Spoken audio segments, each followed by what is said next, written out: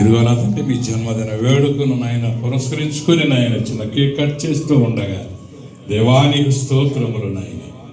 ఈ కేకు ఎంత మధురముగా ఉంటూ ఉన్నదో, ఆ మధురం రావడానికి నాయన ఎన్ని పదార్థాలైతే మిళితమై ఉన్నవో, సంఘములో ఉండబడినటువంటి నీ బిడ్డలందరూ కూడా నాయన వారి హృదయాలలో అయ్యా ఎన్ని ఆలోచనలు ఉన్నప్పటికీ మేము దేవుని యొక్క సంఘములో ఉన్నాము అని నాయన ఆ కేకు యొక్క మధురము కలిగినటువంటి హృదయాన్ని, ఆ ఆలోచనను నాయన ఈ బిడ్డలందరికీ దయచేయండి.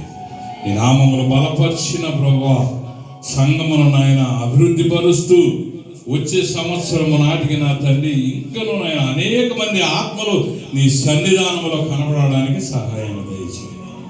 ఉన్న ఆత్మలను నాయన అపవాది దొంగిలించకుండా యేసు నామములో నా తండ్రి కట్టడ వేయమని అడుగుచూ ఉన్నాను.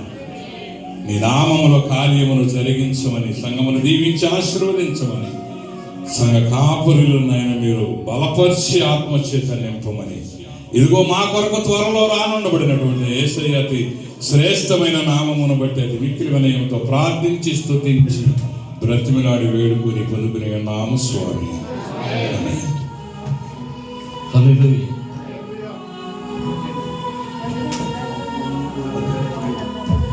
తండ్రి యొక్కయు కుమారుని యొక్కయు పరిశుద్ధాత్మ యొక్కయు నామమున ఈ కేక్ కనిపిస్తుంది.